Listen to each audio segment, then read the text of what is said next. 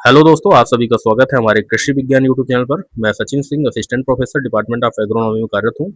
और जैसा कि हमारी सीरीज है जिसमें हम आपको बताते हैं कि आप जितने भी मार्क आपके आने वाले हैं उसमें आप 30 प्लस कर दीजिए, उतना स्कोर आप यहाँ पे और गेन कर सकते हैं। कैसे गेन कर सकते हैं, मैं आपको वही ट्रिक्स बता रहा हूँ, वही टिप्स बता रहा हूँ, वही आपको कैलकुलेशन या वो कह सकते हो आप कि आपको सॉल्व करने का अप्रोच बता रहा हूँ, जिससे आप मतलब कि बिना पढ़े हुए अगर आपका नया टॉपिक कोई आ गया आपके एग्जाम में या जो टॉपिक्स आपने नहीं पढ़ा है उसको किस तरह से आपको डील करना है और उस क्वेश्चन को किस तरह से मतलब कि आंसर करना है ताकि आपका क्वेश्चन सही हो पाए, उसी के बारे में हम यहाँ पे ट्रिक्स के बारे में कुछ आपको डिस्कस करेंगे। ठीक है, चर्चा करेंगे। ठीक है, तो ये हमारा चौथा पार्ट है इसी सीरीज का, तो आप इसको जरूर देखें। चलिए हम शुरू करते हैं आगे। सो दोस्तों, ये हमारा आज चौथा पार्ट है जिसमें मैं सिखा रहा हूँ कि अगर आप पढ़ के नहीं गए कोई टॉपिक को तो आप किस तरह से क्वेश्चन को सॉल्व करेंगे और आंसर तक पहुंचेंगे। यानी आप किस तरह से आप मतलब कि तुक्का लगाएं अगर आपको चीजें नहीं आ रही तब। ठीक है, यानी कैलकुलेटिव गेस लेके किस तरह आप आंसर तक पहुंचे। ठीक है, तो हमारा अब अगला क्वेश्चन है, जो कि ये क्वेश्चन हमारा एजीटीए 2025 में भी पूछा गया था। तो यहाँ पे दिया गया है कि which of the following soil sampling, ये सॉइल सैंपलिंग पैटर्न की बात कर रहा है, are officially recommended to obtain the representative soil sample for accurate field analysis. अब आप इस क्वेश्चन को समझो, इसकी लैंग्वेज को समझो। क्या कह रहा है? रिप्रेजेंटेटिव और एक्यूरेट एनालिसिस के लिए बोल रहा है। ठीक है, और रिकमेंड कर रहा है कोई ऑफिशियल तरीके से। ठीक है, यानी अगर हम इसे हिंदी से बात करें तो सटीक क्षेत्र विश्लेषण के लिए, मतलब इस पूरे क्षेत्र का विश्लेषण कर दे एक छोटा सा मृदा नमूना, तो आपको किस पैटर्न में लेना चाहिए? एक पैटर्न होगा उसमें लेना चाहिए। हालांकि आपने पढ़ लिया होगा क्वेश्चन को तो आप अभी यहाँ पे इजीली लग रहा होगा, लेकिन अगर आप एग्जाम हॉल के अंदर होते और आप अगर पढ़ के नहीं गए होते तो किस तरह से क्वेश्चन को सही करते आप। ठीक है, तो मैं आपको बताना चाहता हूँ कैसे आप सही करते हैं। तो आपके सोचने का तरीका क्या होना चाहिए? एक एक ऑप्शन को लेंगे और उसको आप सोचेंगे। ठीक है, तो जैसे पहला लिखा हुआ रैंडम। ठीक है, रैंडम, रैंडम का मतलब होता है कहीं से भी उठा लेना। बात क्लियर हो रही है? रैंडम का मतलब होता है कहीं से भी उठा लेना। सर्कुलर का मतलब होता है कि आप इस तरह से गोल पैटर्न में लेना कोई चीज को। और लीनियर का मतलब होता है कहीं ऐसे एक लाइन पकड़ के ऐसे कर लेना। ठीक है, और जिग जैग का मतलब होता है कि इस तरह से आप लें। ठीक है, अब मैं चारों का मतलब समझाना चाहता हूँ आपको। ठीक है, यहीं पे ही। तो मान लीजिए अगर आप सोचते हैं कि ये रैंडम आपका ऑप्शन सही हो रहा हो, पहले आप एक ऑप्शन के को जाएंगे, एक ऑप्शन को देखेंगे, उसको एनालिसिस करेंगे। अगर हम सोचें कि रैंडम हमारे पास एक फील्ड है हमारा। ठीक है, ये फील्ड है, आपको सोचना कैसे एग्जाम में आप कैसे आंसर तक पहुंचेंगे मैं सिखा रहा हूँ कि इसलिए इसमें टाइम लग रहा है।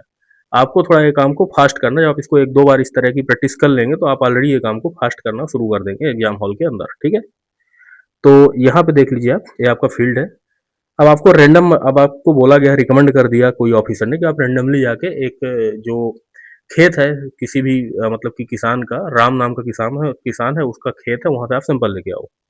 तो आप गए और यहाँ पे उठा लिए रैंडम। ठीक है, और एक पैकेट में भर के आप आ गए और ये सैंपल आपका टेस्टिंग हो गया। तो क्या है, पूरे फील्ड का एनालिसिस कर पाया? पूरे फील्ड का रिप्रेजेंटेशन कर पाया? नहीं किया दोस्तों, क्योंकि हमने एक कोने से ही ले लिया और यहाँ की कंडीशन क्या थी, यहाँ पत्ते ज्यादा थे या मतलब कि ऑर्गेनिक मैटर ज्यादा था, हमें नहीं पता है। ठीक है, तो पूरे फील्ड का रिप्रेजेंटेशन नहीं करेगा। अब हम बात करते हैं सर्कुलर। ठीक है, तो बार ऑप्शन आपका गलत हो जाएगा, रैंडम वाला। अब हम बात कर लेते हैं सर्कुलर की। तो सर्कुलर का मतलब ये होता है कि इस तरह से हम एक मतलब कि राउंड शेप का एक चौकोर हमने यहाँ पे सैंपल ले लिया। तो हमने एक सैंपल यहाँ से लिया, एक सैंपल यहाँ से लिया, एक सैंपल यहाँ से, एक यहाँ से और एक यहाँ से। तो क्या पूरे फील्ड को रिप्रेजेंट कर रहा है चौकोर सैंपल? हो सकता है चौकोर जो मेड़ के किनारे जो आपका सर्कुलर है वहां पे ज्यादा ऑर्गेनिक मैटर हो, पेड़ पौधे लगे हो यहाँ पे। ठीक है, या आपका मतलब कि कोई भी यहाँ पे ऑर्गेनिक मैटर वाली एक्टिविटीज हो रही हो तो यहाँ का सैंपल भी क्या होगा, बाइस्ड हो जाएगा। यहाँ का सैंपल भी आपका पूरी तरह से प्रॉपर रिप्रेजेंट नहीं कर पाएगा, क्योंकि यहाँ का एरिया क्या है ओवरऑल, ये पूरा एरिया क्या है बीच का, ये छूट गया है आपका, ये छूट गया एरिया। तो क्या पूरा रिप्रेजेंट कर पाएगा? यही पूछा जा रहा है कि रिप्रेजेंटेटिव कौन सा सिंपल है जो कि एक्यूरेट पूरे फील्ड का एनालिसिस कर पाए। ऐसा कौन सा रिकमेंड है? तो क्या कोई ऑफिसर ऐसा रिकमेंड करेगा कि सर्कुलर पैटर्न में लेके आओ या कोई डॉक्यूमेंट? तो ये आपका बिल्कुल भी ऑप्शन गलत हो जाएगा। सर्कुलर आपका बिल्कुल भी रिकमेंड नहीं किया जाना चाहिए। मोस्ट अप्रोप्रिएट आपका मेथड नहीं है। ठीक है, आप चारों ऑप्शन जब देखेंगे तो आपको ऑलरेडी चीजें थोड़ा और अच्छे से क्लियर हो जाएंगी। सपोज दैट आपको क्वेश्चन नहीं आ रहा, उस कंडीशन में मैं सिखा रहा हूँ ये चीज को। नेक्स्ट आप देख लीजिए, यहाँ पे लिखा है लीनियर पैटर्न। तो लीनियर मतलब होता है सीधा सीधा, यहाँ पे गए आप और यहाँ सीधा इधर से लेना करके और यहाँ तक सैंपल आपने ले लिया फील्ड का। ठीक है, ये लीनियर पैटर्न सैंपल ले लिया। तो क्या पूरे फील्ड का सैंपल आ पाया? नहीं आ पाया। तो ये रिप्रेजेंट कर पाएगा? नहीं रिप्रेजेंट कर पाएगा। तो आपका लीनियर भी ऑप्शन आपका क्या हो जाएगा दोस्तों, गलत हो जाएगा। ठीक है, इसके बाद अगला हम चलते हैं, हम सर जिग जैग पैटर्न को लेते हैं। जिग जैग का मतलब आपको पता होना चाहिए, जिग जैग लिखा है जब, तो एक हमने यहाँ लिया, एक हमने यहाँ लिया, एक हमने यहाँ लिया, एक हमने यहाँ लिया, तो इस तरह से एक जिग जैग आपकी लाइन बनी। ऐसे करके आप जिग जैग लाइन बनाते चले जाएंगे।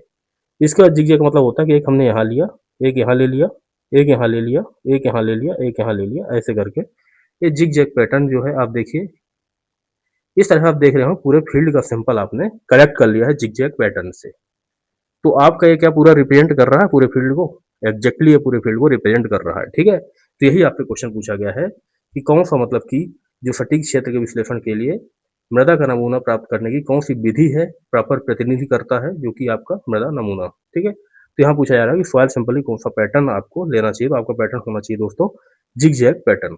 और इसको हमने सॉल्व किया दोस्तों कॉमन सेंस के हिसाब से, तो इसको हम लिखेंगे CS, यानी कॉमन सेंस हमने लगा के इस क्वेश्चन को सॉल्व कर लिया है। दोस्तों अब हम नेक्स्ट क्वेश्चन की ओर चलते हैं। हमारा 32वां क्वेश्चन है और इसको भी हम कॉमन सेंस के हिसाब से ही सॉल्व करेंगे। सपोज दैट आप इसके बारे में पढ़े नहीं है। ठीक है, तो पहले हम हिंदी से देखेंगे फिर इंग्लिश से देख लेंगे। तो भारतीय बीज प्रमाणीकरण प्रबंधन प्रणाली की बात कर रहा है, बीज बीज को प्रमाणीकरण करने की बात कर रहा है। इसके अनुसार निम्न में से कौन सा कथन आधार बीज का सही है। ठीक है, इंग्लिश से देख लेते हैं। As per the Indian seed certification management system. ठीक है, Indian seed certification management system मतलब पूरा इंडिया का सीड सर्टिफिकेशन की बात कर रहा है, मतलब एक स्टैंडर्ड लेवल की बात कर रहा है। ठीक है, विच of the following statement is correctly describe the foundation seed, मतलब फाउंडेशन सीड आप किसको कहोगे। ठीक है, यही बात कही जा रही है। तो एक होता है it is a progeny of certified seed used for the farmer trial. ठीक है, तो पहली बात तो ये समझ लो, it is a progeny of certified seed, तो पहली बात तो सर्टिफाइड सीड का प्रोजनी है नहीं। ठीक है, ये जो होता है आपका फाउंडेशन सीड किसका प्रोजनी होता है दोस्तों, आप हमें कमेंट सेक्शन में जरूर बताएंगे। ठीक है, इसको बताएं आप कि ये जो आपका फाउंडेशन सीड की प्रोजनी क्या है। ठीक है, तो ये प्रोजनी ऑफ सर्टिफाइड सीड यहाँ लिखा हुआ है, तो इसको आप एक स्टेटमेंट आपका यहीं से ही गलत हो जाता है, जो कि एक कॉमन आप नॉलेज अगर आपने हमरा सुंडा की किताब भी पढ़ रखे हैं तो वहां से भी सॉल्व हो जाएगा। लेकिन use for the farmer trial, क्या सिर्फ अब मान लो आपको ये बात भी नहीं पता है, ये बात आपको नहीं पता इसमें आप कंफ्यूज हो गए हैं, लेकिन आगे क्या लिखा है, use for the farmer trial. ठीक है, तो क्या फाउंडेशन सीड सिर्फ फार्मर ट्रायल के लिए यूज होता है, आप बताओ। क्या ये जो फाउंडेशन सीड यहाँ लिखा हुआ है दोस्तों, ये जो फाउंडेशन सीड है सिर्फ क्या फार्मर ट्रायल के लिए यूज होता है, नहीं, इससे सीड भी तो प्रोड्यूस करते हैं। इसको यूनिवर्सिटी में भी तो लगाते हैं जहाँ पे सीड प्रोडक्शन होता है, इसको कोई एजेंसी भी तो लगा सकती है, इसको प्राइवेट ऑर्गेनाइजेशन भी तो यूज कर सकते हैं। तो यहाँ पे सिर्फ क्यों लिखा फार्मर ट्रायल के लिए, तो ये ऑप्शन आपका इसके बेस में ही क्या हो जाएगा दोस्तों, गलत हो जाएगा। आई थिंक आपको बात क्लियर हो गई होगी। और साथ में ये वाला स्टेटमेंट भी यहाँ पे गलत लिखा हुआ, प्रोविजन ऑफ सर्टिफाइड सीड, इसको आप एक बार कंफर्म करके हमें जरूर बताना। नेक्स्ट आप देखो दूसरा बी ऑप्शन की ओर चलते हैं। It is directly distributed to the farmer without certification, क्या ऐसी कोई चीज है जो फार्मर को तुम कुछ भी जाके डिस्ट्रीब्यूट कर दोगे बिना सर्टिफिकेशन के, कॉमन सेंस लगाओ आप यहाँ पे।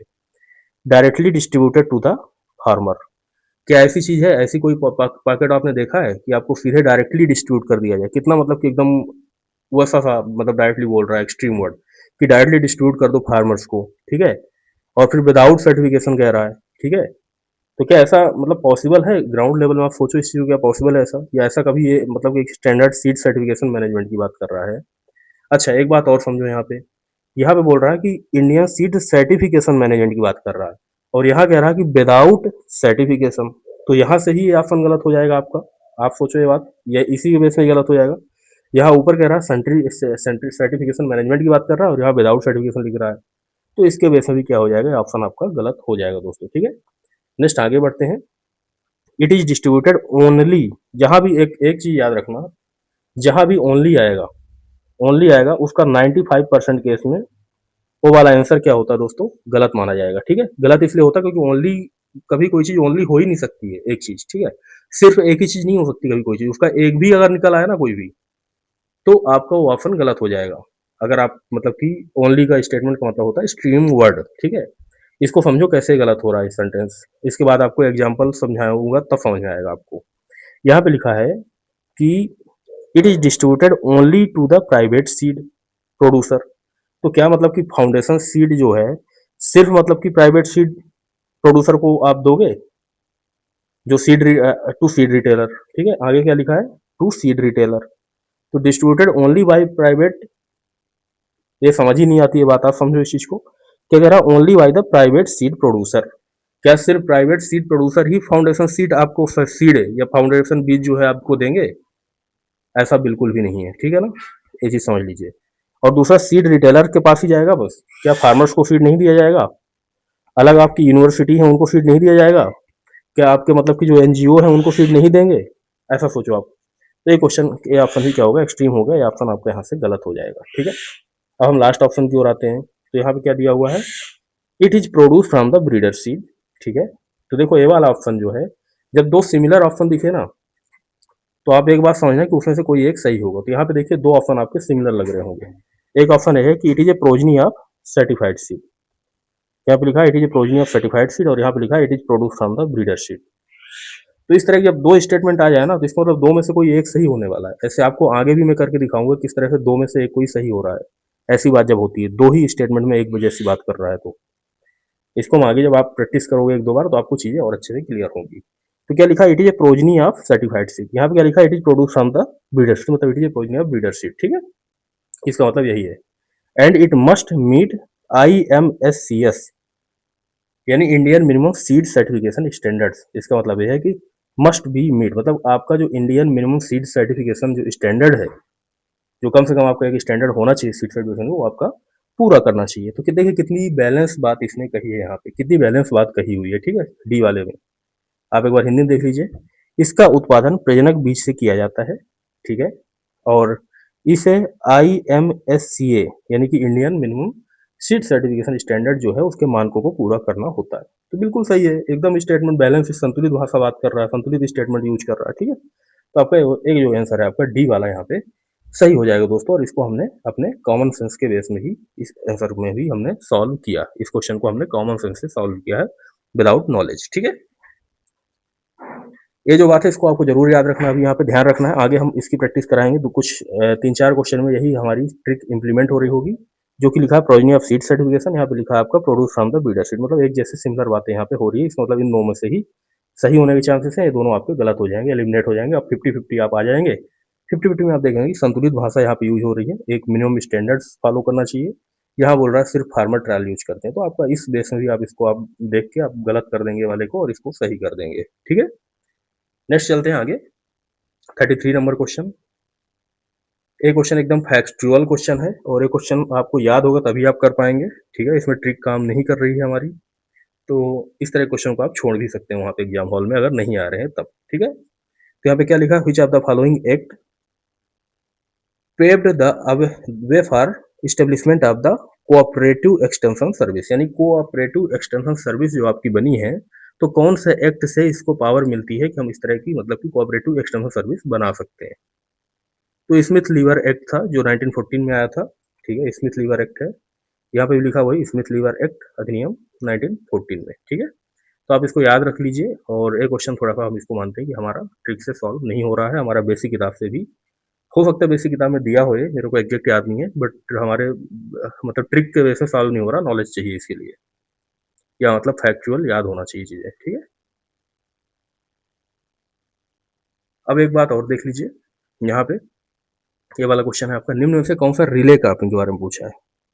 देखो आप, ये भले ही इजी क्वेश्चन है, आपका कॉमन बुक से क्वेश्चन आया है, पहली बात तो कॉमन बुक से भी है, प्लस आपका कॉमन सेंस से भी इसको हम सॉल्व करेंगे, ठीक है। तो आप इसको देख लो, ये जो हम आपको ट्रिक बता रहे हैं, जो आपको टेक्निक सिखा रहे हैं, आपको बाकी क्वेश्चन में काम आएगी, यहाँ बस नहीं आएगी, बल्कि बाकी जो क्वेश्चन आप सॉल्व करोगे वहां पे भी काम आएगी, ठीक है। तो यहाँ पे देखो क्या लिखा है, which of the following is correctly define the relay cropping. Relay cropping की बात की जा रही है, किसकी बात की जा रही है दोस्तों, रिले क्रॉपिंग की। तो देखिए इसमें पहला क्या लिखा, रिले का मतलब क्या होता है, रिले रेस होता है। रिले रेस से आप कह सकते हो कि आपका एक क्रॉप, एक मतलब कि यहाँ पे रनिंग कोई कर रहा है, तो इस तरह से आपका मतलब कि रनिंग करेगा, मतलब एक दौड़ेगा, इसको फ्लैग देगा, और थोड़ा, अब फ्लैग देने के बाद तो उसकी स्पीड रुकती नहीं है, थोड़ा थोड़ा चलता रहता ना ये, और ये दौड़ना शुरू कर देगा, ऐसे इसको फ्लैग देगा और ये थोड़ा थोड़ा चलता रहेगा, ऐसे इसको फ्लैग देगा, थोड़ा थोड़ा चलता रहेगा। मेरी बात क्लियर हो गई होगी, रिले रेस का मतलब क्या होता है। अब इस क्वेश्चन को हम सॉल्व करते हैं। तो growing of the one crop after the complete harvest of the another crop, ऐसा क्यों, ठीक है। ऐसा नहीं हो सकता है बिल्कुल भी, ठीक है। भाई एक क्रॉप अगर ग्रो कर रहे हो आफ्टर द कंप्लीट हार्वेस्ट, तो रिले क्रॉपिंग कैसे कहला गई। ये तो आप यहाँ पे इसको हार्वेस्ट किया और फिर इसके बाद किया, तो रिले क्रॉपिंग या ओवरलैपिंग क्रॉपिंग तो हुई नहीं ना, यहाँ पे ओवरलैप हो रहा है, जो यहाँ पे ओवरलैप तो हो ही नहीं रहा ना कुछ, ये जो हम यहाँ ओवरलैप कर रहे हैं, ये ओवरलैप हुआ नहीं है यहाँ पे कहीं पे, तो ये रिले क्रॉपिंग नहीं कहलाएगी, बल्कि ये सीक्वेंशियल क्रॉपिंग का आपका एग्जाम्पल यहाँ पे दोस्तों दिया है। यह सीक्वेंशियल क्रॉपिंग है आपकी, ठीक है। Giving two crop in the same field and living the land fallow every alternate year. मैं ऐसी बात क्यों कहेगा, ऐसा क्यों सजेस्ट करेगा? फार्मर ऑलरेडी हमारे पास लैंड होल्डिंग कम है, जब लैंड होल्डिंग कम है तो ऐसी बात क्यों करेगा, इस मतलब कि क्वेश्चन को ऐसा क्यों फ्रेम करेगा, क्यों पूछेगा इस तरह का क्वेश्चन जिसका सेंस नहीं बनता है कि फैलो छोड़ दो, आप परती छोड़ दो जमीन को एवरी अल्टरनेट ईयर में।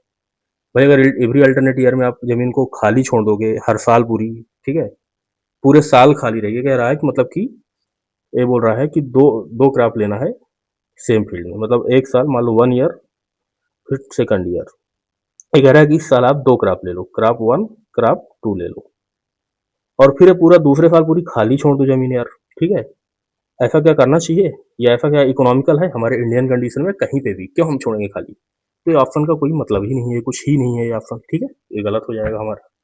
या तो सिक्वेंशियल क्रॉपिंग थी आपका, इसके बेस में गलत हो जाएगा। नेक्स्ट आप देखिए, sowing and growing multiple crop simultaneously and harvesting them together. भाई रिले क्रॉपिंग की बात कर रहा है, जिसमें आपका मतलब कि रनिंग से आप ले रहे हैं, तो एक साथ कैसे हार्वेस्ट करोगे इसको बहुत सारी क्रॉप सोइंग करने के बाद?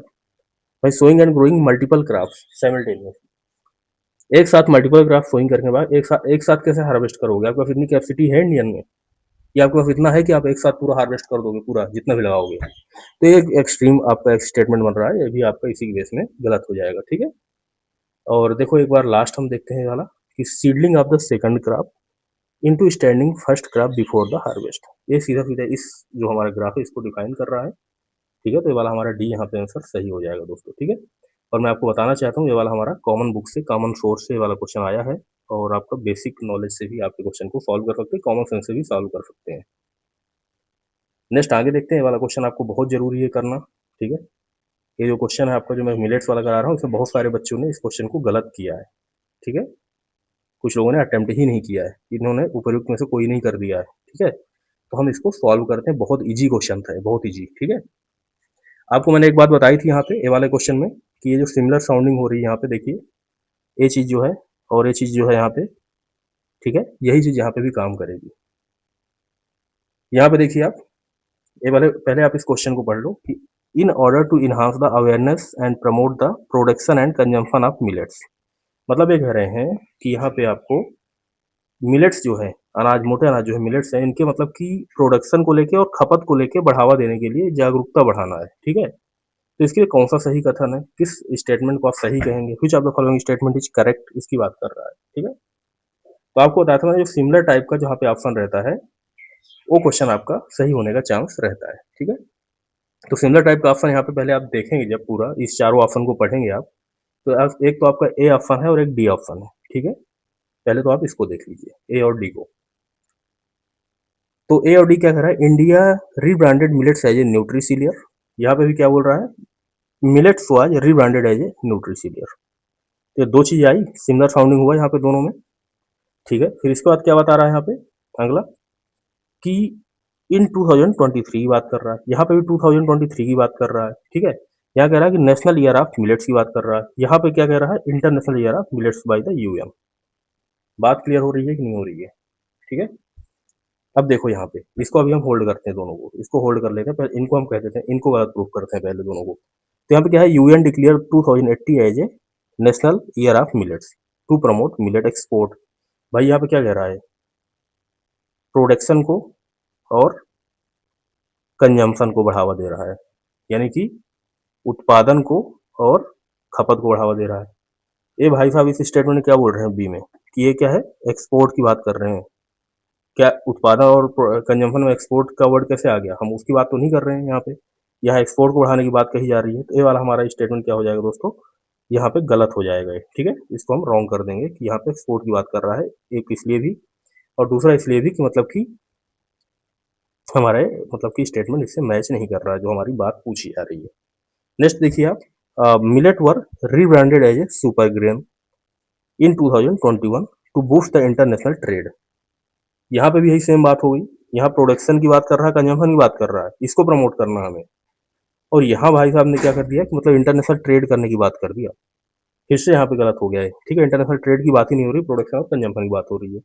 इसके बेस में भी इस ऑप्शन को हम गलत कर देंगे। बात क्लियर हो रही है? एक तो आप इस तरह से एलिमिनेट कर सकते हैं, दूसरा आप मतलब कि ये जो हमने बोला सिमिलर साउंडिंग वाले, इसके बेस में भी आप इसको एलिमिनेट कर लिए अब, ठीक है? अब जब इसको आप एलिमिनेट किए 2 को, अब इसको दोनों ऑप्शन को पढ़िए आप। तो यहाँ पे क्या लिखा है? यहाँ पे लिखा है, पहला तो यहाँ पे गलत बना रहा है कि declare 2023 as a national year of the millets. एक तो यहाँ पे नेशनल ईयर की बात कर रहा है और यहाँ पे क्या बात कर रहा है? इंटरनेशनल ईयर की। दोस्तों आपको ये बेसिक नॉलेज, आप बेसिक किताबें पढ़े होंगे तो आपको पता होना चाहिए कि 2023 जो है हमारा international year of millet declare किया गया था और ये किसके द्वारा किया गया था? यूएन के द्वारा। दूसरा यहाँ पे इन्होंने नेशनल ईयर ऑफ मिलेट लिखा है, तो भाई किसने बोल दिया नेशनल ईयर ऑफ मिलेट? मान लो मैं कल को बोल दूं कि ये जो है इस साल जो 2026 चल रहा है नेशनल ईयर ऑफ बनाना है, तो अब मान लोगे क्या कि नेशनल ईयर ऑफ बनाना हो गया ये? भाई क्यों मान लोगे? यहाँ पे लिखना चाहिए ना कि मतलब कि एज पर आईसीएआर, ठीक है, या एज पर यूएन, कुछ तो लिखना चाहिए था। पहली बात तो ये सेंटेंस आपका पूरा ही नहीं है, किसी कह देने से नेशनल ईयर नहीं होता है। आपको यहाँ पे लिखना पड़ता है, सही स्टेटमेंट करने के लिए लिखना पड़ता है एज पर यूएन या कि एज पर आईसीआर। तो पहली बात तो इसके वजह से ये पूरा इनकम्प्लीट सेंटेंस है। क्या है? इनकम्प्लीट है, ठीक है, इसलिए भी ये गलत हो जाएगा। फिर आपको पता होना चाहिए कि जो 2023 है हमारा इंटरनेशनल ईयर ऑफ मिलेट बनाया गया था। और फिर किसने कह रहा है? यूएन ने कह रहा है, ठीक है, यूएन मतलब यूनाइटेड नेशन कह रहा है। तो एक तो कंप्लीट सेंटेंस दे रहा है, अपनी बात को पूरी तरह से प्रूफ करके रख रहा है यहाँ पे इस सेंटेंस में, डी में, जो एग्जामिनर है, कि आपका जो इंटरनेशनल ईयर ऑफ मिलेट है 2023 में मनाया गया था और ये आपका यूएन जो है ये डिक्लेयर करते हैं, ठीक है, यूएन ने डिक्लेयर किया है, ठीक है, हमने नहीं किया या कोई भी अलग बॉडी नहीं की, इसने ही किया, इसके अकॉर्डिंग ही है। और दूसरा क्या है कि millets were rebranded as a nutri cereal. यहाँ पे बोल रहा है millets were rebranded as nutri cereal, और ये कह रहा है कि बाई इंडिया 2018 में कह रहा है, यहाँ पे कहीं लिख ही नहीं रहा कब हुआ है, कब रिब्रांड कर दिया है। तो ये जो सेंटेंस और ये सेंटेंस लगभग सिमिलर साउंड दिख रहे हैं, सिमिलर साउंडिंग हो रहे हैं, लेकिन मोस्ट अप्रोप्रिएट अब आपको पता चल गया होगा कौन सा है यहाँ पे सही। तो मोस्ट अप्रोप्रिएट आपका डी ऑप्शन होता है दोस्तों, तो इसका आंसर हो जाएगा आपका डी, ठीक है। तो आई थिंक आप मेरी बात समझ गए होंगे मैं क्या समझाना चाह रहा था। आप इस तरह से आपके आंसर तक आपको पहुंचना है। इस प्रक्रिया को आप फास्ट करेंगे, जब आप धीरे-धीरे 1-2 बार इस वीडियो को देख लेंगे तो आप देख के ही आंसर को कर लेंगे, ठीक है? मैं जस्ट सिखा रहा हूँ इसलिए थोड़ा टाइम लग रहा होगा। नेक्स्ट हमारा 36 नंबर क्वेश्चन, इसको भी हम ये क्वेश्चन को भी हम सॉल्व करेंगे एज पर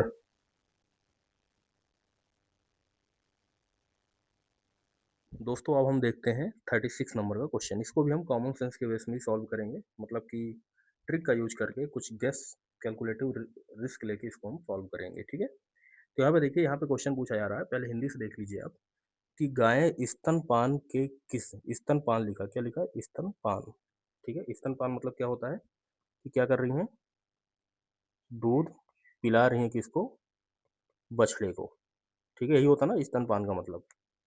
तो ये पूछा जा रहा है किस चरण में स्तन शोथ के प्रति सर्वाधिक संवेदनशील होती है?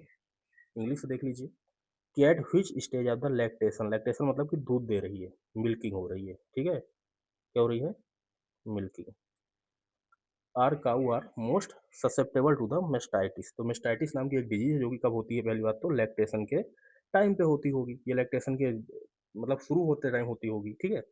अब इसके ऑप्शन को हम देखते हैं, तो यहाँ पे क्या दिया है, पहला ऑप्शन हम देख लेते हैं कि पहला ऑप्शन क्या लिखा है? Dry period before the calving when the उदर इज इवोल्यूटेड, यानी कह रहा है कि बछड़े के जन्म से पहले। तो क्या पहली बात तो ये समझो कि बछड़े के जन्म से पहले गाय दूध देती है? ये कह रहा है दूध स्तनपान कर रही है। तो ये जो स्टेटमेंट दिया है, इस स्टेटमेंट का ए ऑप्शन देखिए आप, ये इसको सीधा सीधा बोल रहा है, अपोजिट बात कर रहा है ए ऑप्शन में, ठीक है। तो बछड़े के जन्म से पहले की शुष्क शुष्क अवधि, मतलब कि वह अवधि जब मतलब कि दूध नहीं दे रही गाय, जब थन अंतर अंतर्वलित हुआ होता है, तो बिल्कुल ये ऑप्शन आपका गलत हो जाएगा। तो मतलब ये कह रहा है कि dry period before the calving, मतलब बछड़े के जन्म देने से पहले पहले की बात कर रहा है। जबकि हम आपको बता रहे हैं कि लैक्टेशन कब होता है आपका, मेस्टाइटिस कब हो रहा है, स्टेटमेंट में ही बोल रहा है आपको, ये क्वेश्चन ही लिखा है इस तरह से, क्वेश्चन में ही बता रहा है कि मतलब कि दूध देती गाय की बात कर रहा है यहाँ पे, स्तनपान के दौरान की बात कर रहा है। तो यहाँ स्तनपान करने के लिए तो है ही नहीं है, क्योंकि गाय ने बछड़ा दिया ही नहीं है, तो ये वाला ऑप्शन आपका गलत हो जाएगा। आई थिंक मेरी बातों को आप समझ रहे होंगे, जो मैं समझाना चाह रहा हूँ वो भी आप समझ पा रहे होंगे, ठीक है। बी ऑप्शन देख लो, peak lactation phase after the full milk production is established, ये कह रहा है आपका कि पूर्ण दुग्ध उत्पादन स्थापित होने के बाद चरम स्तनपान चरण। भाई ऐसा क्यों होगा? जब मतलब कि दूध देना गाय एकदम शुरू कर दी है, प्रॉपर सारी चीज़ें ठीक चल रही है, पीक लैक्टेशन फेज चल रहा है एकदम, मतलब गाय मतलब कि बछड़े को जन्म दे दिया है, प्रॉपर सारी चीज़ें ठीक हो चुकी हैं और अब क्या हो रहा है कि बढ़िया प्रॉपर मतलब गाय अपने बछड़े को दूध पिला रही है, ठीक है ना? फुल प्रोडक्शन भी हो रहा है मिल्क का प्रोडक्शन भी अच्छे से हो रहा है, सही चल रहा है। तो आपने देखा है मिल्क का प्रोडक्शन सही चल रहा हो और अचानक से गाय के थन में कुछ हो जाए या मास्टाइटिस हो जाए या मतलब थन उसका कुछ सूज जाए, ऐसा कभी देखा आपने गाँव में? बिल्कुल नहीं देखा होगा और ऐसा होता भी नहीं है, कॉमन सेंस की बात है, ठीक है? ये पहले ही बोल रहा है कि मतलब कि पीक लैक्टेशन फेज कह रहा है। पीक लैक्टेशन फेज का मतलब क्या होता है दोस्तों? मतलब प्रॉपर आपका गाय जो है तो दूध देना एस्टेब्लिश कर ली है और फुल मतलब कि मिल्क प्रोडक्शन यहाँ पे शुरू हो गया है। तो ये वाला ऑप्शन भी आपका बी आपका गलत हो जाएगा, ठीक है? क्यों गलत हुआ आपने समझ गए होंगे आई थिंक, ठीक है? मेरी बात समझ पा रहे होंगे आप, अगर आप समझ पा रहे हैं तो आप मेरे को ज़रूर कमेंट सेक्शन में एक बार बता देना, ठीक है? नेक्स्ट आप सी में देख लीजिए, यहाँ पे क्या हो रहा है mid lactation steady state milk production phase. फिर वही बात कह रहा है कि स्टेडी स्टेट मतलब है कि आराम से धीरे-धीरे मतलब कि जितना मिल्क दे रही है, उतना मिल्क हर दिन दे रही है और सारी स्टेडी स्टेट से मिल्क का आपका लैक्टेशन हो रहा है, मिड लैक्टेशन चल रहा है। देख लो आप, मध्य स्तनपान स्थिर अवस्था दुग्ध उत्पादन चरण। भाई अगर स्थिर अवस्था है, सारी चीज़ें ठीक चल रही है, दूध सही से दे रही है गाय, तो क्यों ऐसा होगा? क्यों ये मतलब कि लैक्टेशन हो जाएगा? क्यों संवेदनशील हो जाएगी? बिल्कुल नहीं होगी यहाँ पे भी संवेदनशील। ससेप्टेबल की बात कर रहा है, संवेदनशीलता की बात कर रहा है, सर्वाधिक संबंध से संवेदनशीलता की बात कर रहा है। तो ऐसे स्टेज में कभी संवेदनशीलता होती है? आपने देखा कभी घर पे? कोई भी गाय बछड़ा देती है और बढ़िया से अपने गाय को दूध पिला रही हो, तो उस टाइम क्यों संवेदनशील होगी? सारी चीज़ें तो ठीक चल रही है ना उसकी यहाँ पे। यहाँ पे वही बात कह रहा है, तो ये वाला ऑप्शन भी क्या हो जाएगा? इसके हिसाब से गलत हो जाएँगे 3 ऑप्शन, ठीक है? आप देख लीजिए, कॉमन सेंस से मैं इस क्वेश्चन को सॉल्व कर रहा हूँ। नेक्स्ट आप डी ऑप्शन में चलिए, यहाँ पे क्या बोल रहा है कि ट्रांजिशन पीरियड मतलब चेंज हो रहा है पीरियड यहाँ पे, ट्रांजिशन हो रहा है, एक फेज से दूसरे फेज में जा रही है, एक फेज से दूसरे फेज में जा रही है, ये फेज 1 से ये फेज 2 में जा रही है गाय, ठीक है? Transition period around calving evolving calving जो हो रहा है, calving evolving hormonal and immune change, ये कह रहा है कि इम्यून चेंज हो रहा है, इम्यूनिटी भाई चेंज हो रही है ना। इम्यूनिटी चेंज हो रही है मतलब क्या है? बीमारी के चांसेस बढ़ेंगे, इम्यूनिटी कम हो रही होगी या ज़्यादा भी हो रही होगी, तो इम्यूनिटी यहाँ पे क्या हो रही है? कम हो रही है, ठीक है ना? इम्यून चेंज की बात कर रहा है। साथ में क्या हो रहा है? हार्मोनल चेंज हो रहा है गाय के अंदर। हार्मोनल चेंज होते टाइम भी गाय के अंदर क्या होता है? बीमारी के चांसेस ज़्यादा बढ़ जाते हैं। तो इस फेज़ से इस फेज़ में जा रही है, इस टाइम पे इन्फेक्शन के चांस क्या होंगे? ज़्यादा होंगे। यही बात पूछी जा रही है, ससेप्टिबिलिटी कब होती है? एक बार आप यहाँ पे देख लीजिए आप, बछड़े के जन्म के समय, जब बछड़े का जन्म हो रहा है तो संक्रमण काल सीधा लिख दिया है कि यहाँ पे क्या बोल रहा है? संवेदनशीलता कब हो रही है स्तनपान से? भाई जब संक्रमण काल होगा ना तभी हो रही है ना, ये बोल रहा है ना संक्रमण काल, जिससे हार्मोनल हार्मोनल चेंज हो रहा है और साथ में प्रतिरक्षा परिवर्तन शामिल होते हैं। प्रतिरक्षा मतलब वही इम्यूनिटी, इम्यूनिटी आपकी कम हो रही है, ठीक है यहाँ पे। इम्यून सिस्टम आपका चेंज हो रहा है और साथ में आपका हार्मोनल चेंज हो रहा है, ट्रांजिशन पीरियड के दौरान हो रहा है, तो ये सारी चीज़ें देख लीजिए आप, सूटेबल हैं कि कोई भी डिज़ीज़ यहाँ पे हो सकती है, कोई भी बीमारी आपको यहाँ पे पकड़ सकती है। आई थिंक आप बात क्लियर हो गई होगी, आप मेरी बात को समझ गए होंगे और आप यहाँ से एक टेक्निक ज़रूर सीख लिए होंगे, ठीक है? तो ये वाला क्वेश्चन आपको हमने किससे सॉल्व किया? कॉमन सेंस या कह सकते हो आप कि हमने एक कैलकुलेटिव गेस लेके और एक कैलकुलेशन के साथ हमने सॉल्व किया है, ठीक है? तो यहाँ पे आप इस क्वेश्चन को सही कर देंगे एग्ज़ाम हॉल के अंदर अगर इस तरह से सॉल्व करेंगे तब, ठीक है? इसका डी ऑप्शन आपका सही हो जाएगा। नेक्स्ट आगे बढ़ते हैं, 37 नंबर क्वेश्चन की ओर चलते हैं। तो ये क्वेश्चन भी बहुत ईज़ी था, जो मैं ट्रिक बता रहा हूँ अगर इसके हिसाब से करोगे तो अभी ही आप इसको सॉल्व कर लोगे, ठीक है? जो सिमिलर आपको बताया था, सिमिलर साउंडिंग टाइप के सिमिलर चीज़ें हो रही होगी जहाँ पे वहाँ पे वो ऑप्शन आपके सही होने के चांसेस होते हैं। तो यहाँ पे क्या पहले हम हिंदी से पढ़ते हैं कि एफएसएसएआई के निर्देशों के अनुसार खाद्य उत्पादन पशुओं के लिए वाणिज्यिक पशु आहार मतलब कह रहा है कि वाणिज्यिक मतलब जो वह पशु आहार जो आपका मतलब कि सेल किया जाता है, ठीक है? आपका जो वह पशु आहार जो मतलब मार्केट से आता है आपका, ठीक है? मतलब मार्केट से आप पशुओं को खिलाते हैं, ठीक है? हेतु किस मानक अनुपालन किया जाना चाहिए? मतलब कौन-सा एक मानक है जिसका अनुपालन किया जाना चाहिए, वही पूछा जा रहा है। तो इसको आप कॉमन सेंस से ही हम सॉल्व करेंगे। ये क्वेश्चन बहुत ईज़ी था एक हिसाब से, आप देखोगे तो। एक बार क्वेश्चन हम पढ़ लेते हैं यहाँ पे। एफएसएसएआई के डायरेक्शन के according which standard must compiled with the commercial animal feed लिखा है यहाँ पे। Feed intended for the food producing livestock मतलब वह लाइवस्टॉक जो दूध दे रहा है, जो फूड प्रोड्यूस कर रहा है, उसको हम क्या कर रहे हैं, एक पशु आहार दे रहे हैं मार्केट से लाके, तो उसका एक स्टैंडर्ड होना चाहिए, ऐसा नहीं कुछ भी खिला दोगे आप, ठीक है? उसकी बात कर रहा है। 2 तरह से इस क्वेश्चन को हम सॉल्व कर सकते हैं। पहला हम आपको जो बताए थे कि सिमिलर साउंडिंग। तो सिमिलर साउंडिंग क्या हो रहा है, एक तो यहाँ पे नंबर दिया है और एक यहाँ पे भी नंबर दिया है, ठीक है? तो आपको बताया था इनमें 2 में से कोई भी एक सही हो सकता है, 50-50 आप पहुँच गए हैं, ठीक है? अब देख लीजिए, दूसरी चीज़ देख लेते हैं। क्या पशुहार के स्टैंडर्ड के लिए क्या पशुहार के स्टैंडर्ड के लिए यहाँ पे एक लिखा आईएसओ, यानी इंटरनेशनल ऑर्गेनाइजेशन फॉर स्टैंडर्डाइजेशन, अंतरराष्ट्रीय कोई मतलब स्टैंडर्डाइजेशन के लिए समिति है आईएसओ। और ये ब्यूरो ऑफ इंडियन स्टैंडर्ड्स, ठीक है। एक क्या है, ब्यूरो ऑफ इंडियन स्टैंडर्ड्स, दो चीज़ें यहाँ पे, ये इंडियन लेवल में है, ये क्या है भारत के लेवल में है, और ये क्या है अंतर्राष्ट्रीय लेवल में है, मतलब कि इंटरनेशनल है, ठीक है। यहाँ मैं जो सिखाना चाह रहा हूँ बस उसको सीखने में ध्यान दो आप, ठीक है। अगला क्या बोल रहा है, सी ऑप्शन क्या बोल रहा है, इसको हम देख लेते हैं पहले। मैंडेटरी थर्मल पास्चुराइजेशन, भाई ये थर्मल पास्चुराइजेशन से क्या लेना देना है? आप पशु के आहार को थर्मल पास्चुराइजेशन कर रहे हो या क्या कर रहे हो? क्या मतलब पास्चुराइजेशन करके लाते हैं उसको 100 डिग्री सेंटीग्रेड में गर्म करके लाते हैं क्या यहाँ पे? नहीं। तो पशु आहार का इससे कोई लेना देना है नहीं, ठीक है। यहाँ पे आप देख लो यही बात यहाँ पे कही गई है, पशु आहार की बात कर रही है, ठीक है। तो इसका कोई लेना देना नहीं, इस तरह कोई मानक नॉनसेंस सा मानक इस तरह का नहीं होना चाहिए। नेक्स्ट डी आपका एनुअल इन्वायरमेंटल ऑडिट। भाई इन्वायरमेंटल ऑडिट करने से क्या लेना देना है कि फार्मर क्या खिला रहा है क्या नहीं खिला रहा है? इन्वायरमेंटल ऑडिट मान लो कोई कंपनी नहीं कर रही है तो क्या वो पशु आहार किसान उसका यूज नहीं कर पाएगा? ऐसा होता है क्या? नहीं होता ना ऐसा। तो इसका एनुअल इन्वायरमेंटल यानी पर्यावरण के ऑडिट से कोई लेना देना नहीं है, ठीक है। तो डी ऑप्शन भी आपका गलत हो जाएगा, यही कह रहा है वार्षिक पर्यावरणीय लेखा परीक्षा और इसके बाद अनिवार्य थर्मल पास्चराइजेशन, ये दोनों ही आपके ऑप्शन गलत हो रहे हैं यहाँ पे। अब इन दो में से आपका कोई ना कोई सही होगा, ठीक है। तो आप तो एक चीज़ समझ गए कि इन दो में से एक सही है, 50-50 है, तो आपको 100% इस क्वेश्चन को अटेम्प्ट करना चाहिए, ठीक है। अब कैसे करना चाहिए मैं बता रहा हूँ। आपको ये सोचना चाहिए कि यार एनिमल का मैटर है, ठीक है। एनिमल का मैटर है, पशु आहार का मैटर है। पशु आहार तो कोई भी कंपनी बना रही होगी, ठीक है। बहुत सारी कंपनियां बना रही होंगी पशु आहार इंडिया में। फूड आप भी बना सकते हो अपनी कंपनी खोल के। तो क्या इंटरनेशनल लेवल का ऑर्गेनाइजेशन यहाँ पे इन्वॉल्व होने आएगा?